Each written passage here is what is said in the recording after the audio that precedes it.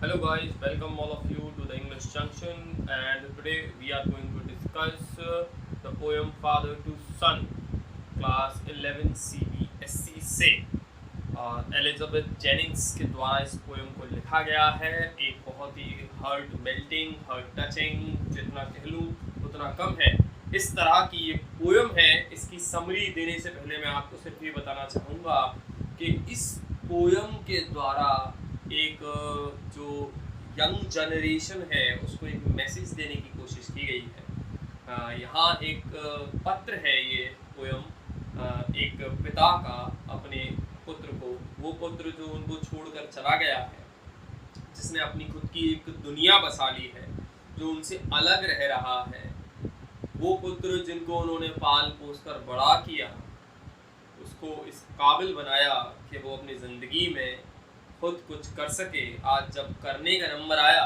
तो वो सिर्फ अपने लिए कर रहा है। उस पुत्र को पुकारते हुए, एक बेटे को पुकारते हुए पिता ये बात कहता है कि मेरे बेटे, तुम जैसे भी हो, चाहे तुम बुरे हो, अच्छे हो, जैसे भी हो, बस तुम लौट आओ। ये पोएम आपको एक ऐसी जर्नी पर ले जाती है, एक ऐसे ऐसे अलग अलग स्टेशन से लेकर जाती है जिन सभी स्टेशन से हम और आप सभी गुजरे हैं। हमने और आपने अपने घर में, अपने समाज में इन सब चीज़ों को देखा है, महसूस किया है। जाने अनजाने हम खुद इसके हिस्से भी हैं, चाहे हम माने या ना माने। तो आइए दोस्तों शुरू करते हैं इस पोएम को, फादर टू सन। पहले पिता जो है वो कहता है कि I do not understand this child, I do not understand this child. मुझे इस बच्चे को समझा नहीं जाता, मुझे ये बच्चा समझ नहीं आता। Though we have lived together now in the same house for years, हालांकि हम दोनों एक साथ रहे हैं एक ही घर में वर्षों तक, हम दोनों वर्षों तक एक ही घर में एक साथ रहे हैं, फिर भी मैं इस बच्चे को समझ नहीं पाता हूँ।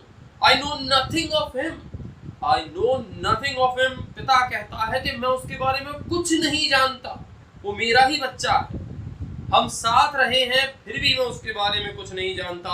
So try, इसीलिए कोशिश करता हूँ, to build up a relationship, एक रिश्ता तैयार करने की, एक रिश्ते को निर्मित करने की, बिल्ड करने की, from how he was when small, from how, ठीक उसी छोर से, ठीक उसी पॉइंट से, ठीक उसी समय से, when he was small, जब वो छोटा था।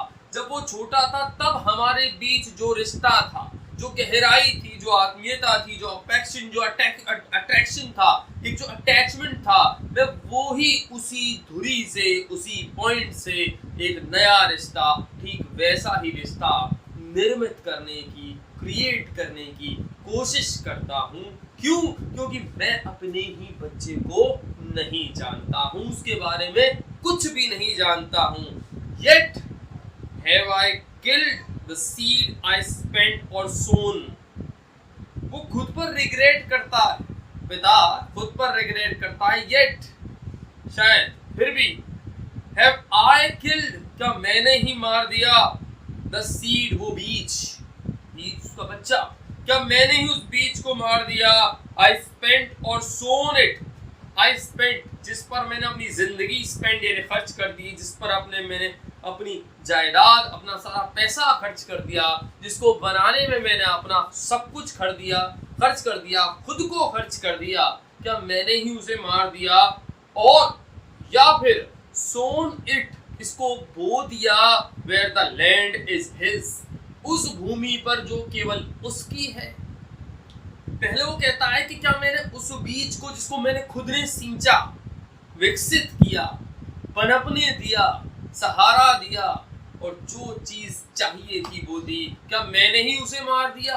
और या फिर sown it, इसको मैंने बो दिया या छोड़ दिया, where the land is his, जहां जमीन केवल उसकी है, उसकी यानी उसके पुत्र की। जमीन से मतलब है दुनिया, अब जो लोग हैं वो केवल उसके हैं। एंड नन ऑफ माइन, और मेरा कुछ भी नहीं है। क्या मैंने अपने बच्चे को उस जगह छोड़ दिया जहां सब कुछ उसका है और मेरा कुछ भी नहीं? ये पिता जो है वो काफी करुणा में अंदाज में, काफी ग्रीव्ड होकर, दुखी होकर, सैड होकर इस बात कहता है। We speak like strangers, हम अजनबियों की तरह बात करते हैं।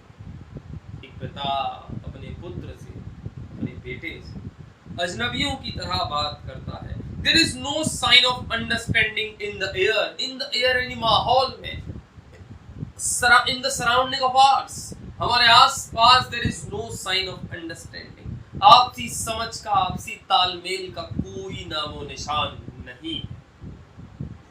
हमारे आस-पास आपसी तालमेल का कोई नामो निशान नहीं।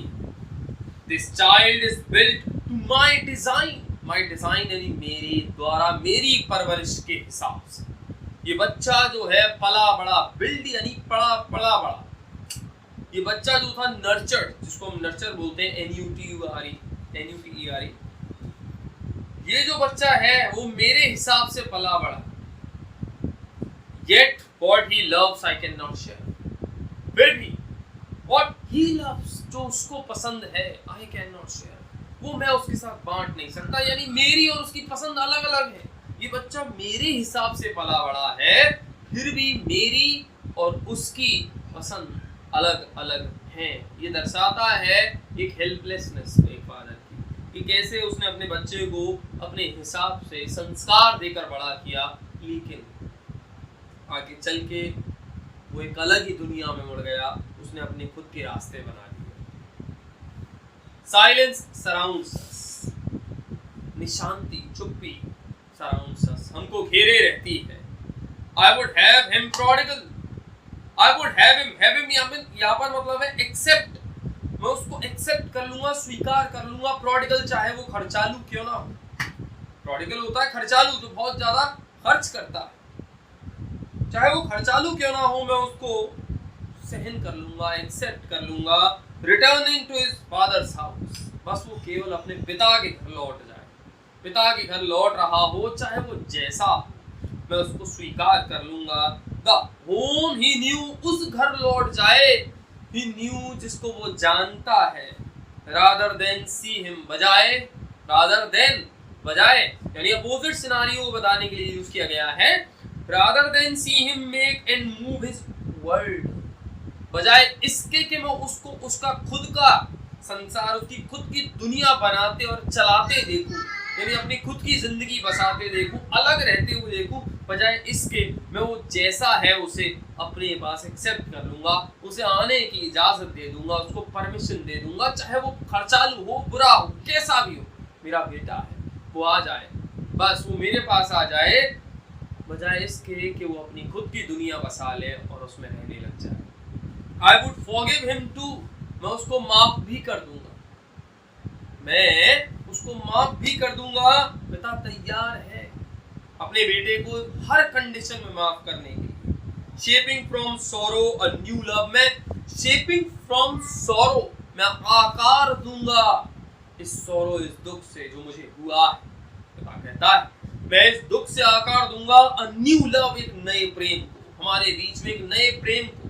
जो पीड़ा मैंने सही है, जो दुख मैंने सहा है अपने पुत्र से दूर रहने का, मैं उस दुख से, उपजे हुए दुख से एक नए प्रेम को आकार दूं। लास्ट स्टांजा जो है वो कहता है फादर एंड सन, पिता और पुत्र, we both must live on the same globe and the same land. पिता और पुत्र होने के नाते हम दोनों को एक साथ, एक ही दुनिया, एक ही जमीन पर, एक ही जगह पर रहना चाहिए। ये नीति कहती है, ये सही भी है कि हमें एक साथ रहना चाहिए। He speaks, I cannot understand, पिता कहता है, वो बोलता है I cannot understand, पर मैं समझ नहीं पाता। Myself, I cannot understand myself, मैं खुद को नहीं समझ पाता हूँ। Why anger grows from grief, क्यों मेरे इस दुख से क्रोध उत्पन्न होता है, मैं समझ नहीं पाता हूँ। क्यों मेरे इस दुख से एक क्रोध, एक फ्रस्ट्रेशन, एक डिसअपॉइंटमेंट जन्म लेती है। We each put out an empty hand, हम दोनों खाली हाथ वापस लौट जाते हैं। Longing for something to forgive, केवल इस इच्छा में कि काश हमें माफ करने के लिए कोई कारण मिल जाता। दोस्तों, अक्सर हम अपने आपस के बीच की क्लैशेस, मतभेदों को सुलझाने के लिए कोशिश करते हैं कि सामने वाला पहल करे। ये कोशिश करते हैं कि काश एक कोई कारण मिल जाए बात करने का, काश कोई मकसद मिल जाए, कोई एक मुद्दा तो हो। इन मुद्दों के कश्मकश में समय बीत जाता और हम केवल तड़पते रह जाते हैं, और जो समय बीत जाता है वो वापस कभी नहीं आता। तो यहाँ पिता और पुत्र के माध्यम से जेनिंग्स ने एक बहुत अच्छा मैसेज दिया है कि we should not wait, it's never late to forgive, we should always be willing to forgive others, whether they are our own or others from the society, no matter who they are, we must be willing to forgive, because this is the only virtue which makes a man truly a human being. Thank you दोस्तों, thanks for watching, and this was it from the poem Father to Son. I hope you all are well at your homes and following the advisory from the government and your local department and other ruling bodies, and you are making a very good time of your lockdown and the curfew these days, and I hope everything will become good and very pleasant as soon as possible.